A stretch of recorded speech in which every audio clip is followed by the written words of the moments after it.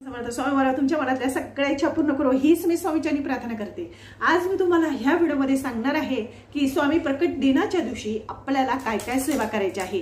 ह्या सेवा केल्याने आपल्या आयुष्याचं तर सोनं होतच, पण आपल्या आयुष्यामध्ये जे काही आहे, दुःख आहे, कष्ट आहे, आपले स्वप्न पूर्ण होत नाही, ते सुद्धा स्वप्न आपले निश्चितच स्वामी महाराज पूर्ण करत असतात।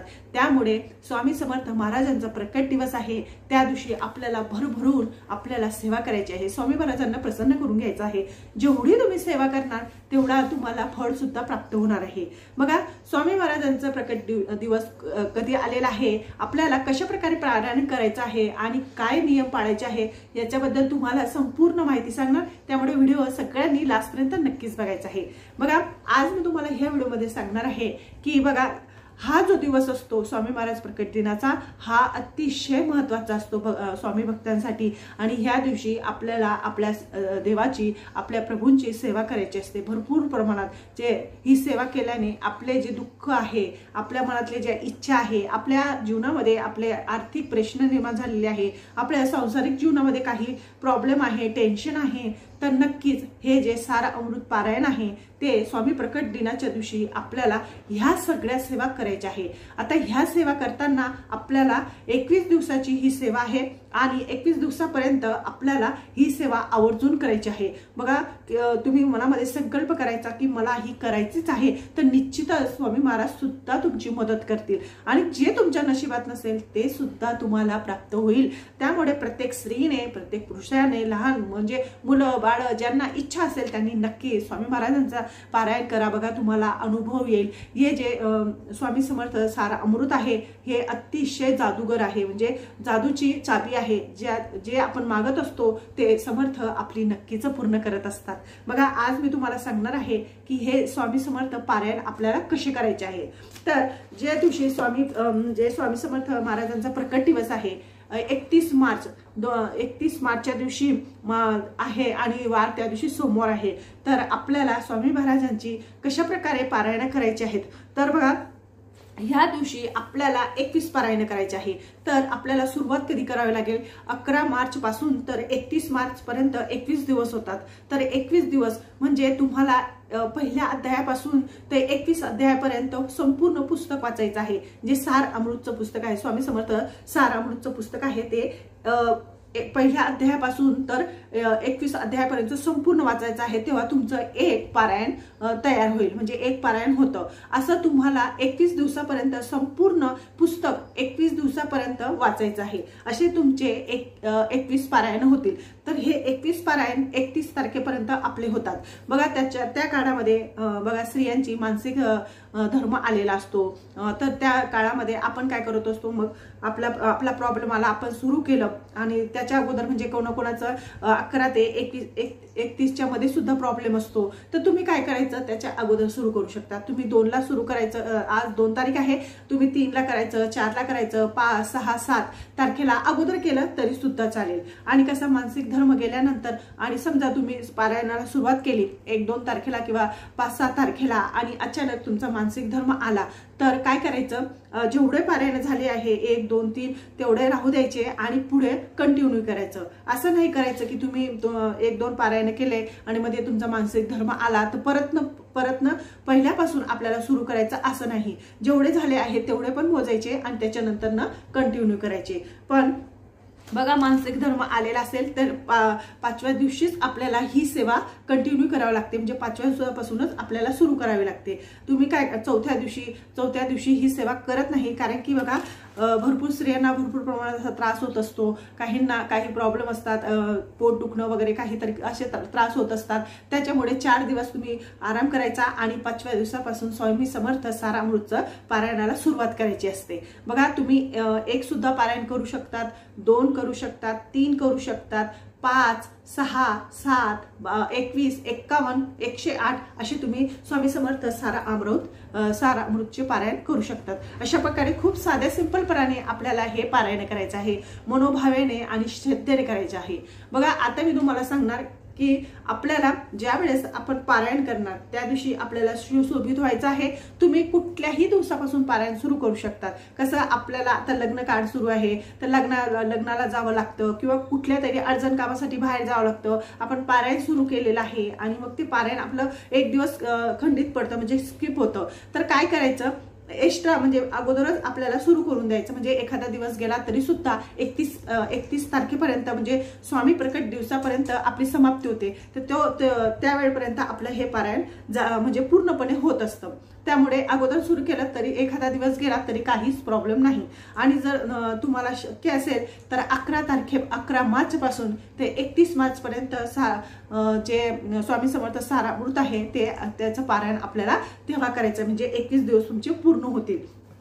तर आता आपल्याला काय करायचं बघा, सेवा काय काय करायची। आता तुम्हाला सेवा सांगणार आहे की आपल्याला सेवा काय करायच्या। अगोदर तुम्हाला नियम सांगते की नियम काय काय पाळायचे। बघा, ज्या वेळेस आपण स्वामी समर्थ सारामृतचं पारायण करत असतो त्यावेळेस मांसाहार बिलकुल चालत नाही। 21 दिवस बिलकुल मांसाहार खाऊ नका। आता तुमच्या घरातली लोक खात असतील तर तुम्ही निश्चितच त्यांना करून द्या, कारण की देव काय म्हणत नाही, म्हणजे आपल्या घरातल्या लोकांचं मन दुखवायचं आणि देव करायचा असं कुठल्याच शास्त्रामध्ये लिहिलेलं नाही।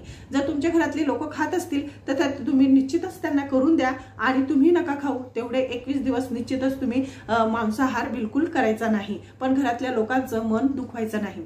आणि नंतर ना 21 दिवसापर्यंत मांसाहार करायचा नाही। ब्रह्मतत्वाचं पालन होत असेल तर करायचं, नाही तर काही हरकत नाही। नंतर ना पर अन्न घ्यायचं नाही। बघा, पर अन्न का घेत नाही, कारण की पर अन्नानेच आपल्याला दोष लागत असतो। पर अन्नापासूनच, ह्या अन्नापासूनच आपल्याला दोष निर्माण होतो। त्यामुळे पर अन्न कधीच कोणाच्या घरचं घ्यायचं नाही आणि खूपच प्रॉब्लेम आहे। आता तुम्हाला घ्यावंच लागत आहे तर काय करायचं, गायत्री मंत्र 5 वेळेस 3 वेळेस मनातल्या मनात म्हणायचं आणि मग ते अन्न तुम्ही खायचं, तुम्हाला दोष नाही लागणार।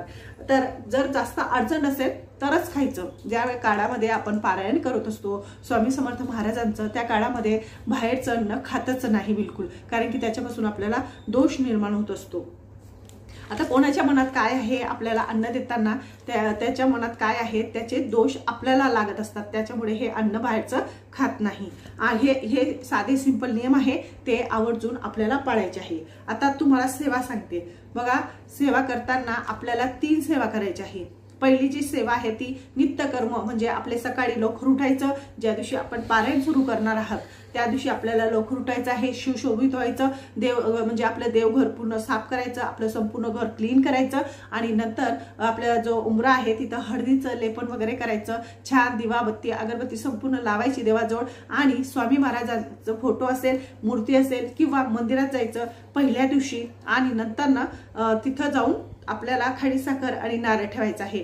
तिथं खेळल्यानंतर संकल्प करायचा की स्वामी समर्थ महाराज, मी तुमचा, माझ्या मनातली जी इच्छा आहे तुमचा आशीर्वाद सदैव माझ्या सोबत राहावा, किंवा नसेल तुम्हाला काही मागायचं, देवाची आराधना करायची असेल तर असं संकल्प करायचा। ते सगळ्या वस्तू तिथं ठेवायच्या, स्वामी महाराजांना विनंती करायची की मी एवढे जे पारायण करत आहे स्वामी समर्थ सारामृतचे ते पूर्ण व्हावे ही मी तुम्हाला विनंती करते, असं स्वामी समर्थ महाराजांना आपल्याला सांगायचं आहे। आणि नंतर घरी आल्यानंतर आपण देवपूजा झाल्यानंतर तुम्ही सकाळी पण पारायण करू शकतात किंवा तुम्हाला ज्या वेळेस वेळ मिळेल त्यावेळेस तुम्ही पारायणाला बसू शकतात। फक्त 12 ते 12:30च्या मध्ये आपल्याला पारायण करायचं नाही, कारण की तो जो काळ असतो तो दत्त महाराजांचा भिक्षुकीचा टाइम असतो आणि याच्यामध्ये आपल्याला पारायण म्हणजे आपण कुठलंच वाचन पण करत नाही, त्यामुळे आपल्याला हे पारायण त्या काळामध्ये करायचं नाही, म्हणजे 12 ते 12:30च्या दरम्यान मध्ये। नंतर ना काय करायचं, तुम्हाला आता सेवा सांगते। तर सेवा काय करायच्या, अगोदर आपल्याला 11 माळी श्री स्वामी समर्थ महाराजांचा जप करायचा आहे। 21 दिवसापर्यंत आपण पारायण करणार, तर 21 दिवसापर्यंत आपल्याला श्री स्वामी समर्थ महाराजांच्या 11 माळी जप करायचाच आहे। बघा, आता तुम्ही म्हणणार माझं लहान बाळ आहे, माझ्या मनात खूप आहे म्हणजे ह्या सेवा करण्याची, स्वामी महाराजांची सेवा करण्याची किंवा सारामृत वाचण्याची, किंवा तुमच्या घरामध्ये खूप कामं आहे, तुम्हाला बिलकुल वेळ मिळत नाही पण तुमच्या मनात आहे आणि कधी नाही तर तुम्ही जॉब वगैरे करत असणार, तर ह्यासाठी तुम्ही ह्या 3 सेवांपैकी एक सेवा केली तरी सुद्धा चालेल। बघा, तुम्ही 11 माळ स्वामी समर्थ महाराजांचा जप करू शकतात किंवा सारामृतचं म्हणजे 21 दिवसाचं सारामृतचं पारायण करू शकतात, किंवा तुम्ही तारक मंत्र 11 वेळेस म्हणू शकता। ह्या 3 सेवांपैकी तुम्ही कुठलीही एक सेवा केली तरी सुद्धा चालेल।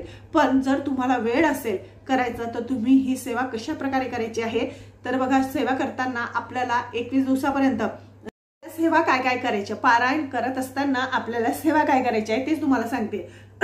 पारायण करत असताना आपल्याला रोज 21 दिवसापर्यंत, जर तुम्ही 21 दिवसापर्यंत पारायण करत असणार, 21 पारायण, तर आपल्याला 21 दिवसापर्यंत 11 माळी स्वामी समर्थ महाराजांचा जप करायचा आहे। आता जप करताना घाई गडबड बिलकुल करू नका, खूप घाई गडबड बघा, जप करताना कोणी स्त्रिया श्री स्वामी समर्थ, श्री स्वामी समर्थ, श्री स्वामी समर्थ अशा प्रकारे करायचं नाही। श्री स्वामी समर्थ, श्री स्वामी समर्थ, श्री स्वामी समर्थ, श्री स्वामी समर्थ अशा प्रकारे आपल्याला माळ जप करायची आहे। अशा 11 माळी तुम्हाला जप करायचं आहे। नंतर दुसरं म्हणजे तारक मंत्र तुम्हाला 11 वेळेस पठण करायचं आहे। नंतर तुम्हाला 1 ते 21 अध्याय वाचायचे, म्हणजे 1 पारायण होईल।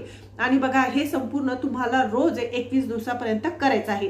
तुम्ही वेळ कुठलाही वेळमध्ये बसू शकता, ज्या वेळेस तुम्हाला शक्य असेल त्यावेळेस तुम्हाला हे पारायण करायचं आहे। आणि नंतर ना आपल्याला आता तुम्हाला तुमच्या मनात असं वाटत असेल की मी एवढे वेळ म्हणजे 21 दिवसापर्यंत 21 पारायण करू शकत नाही, तर काय करायचं, 7 दिवसाचं पारायण करायचं।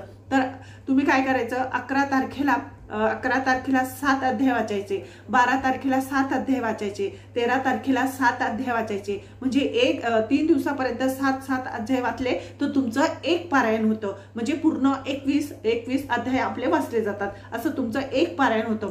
असं तुम्हाला 7 दिवसापर्यंत म्हणजे 11 ते 31 तारखेपर्यंत तुमचे 7 पारायण झालेले असतील। अशा प्रकारे आपल्याला पारायण करायचं आहे। खूप साध्या सिंपलपणाने हे पारायण तुम्हाला करायचं आहे।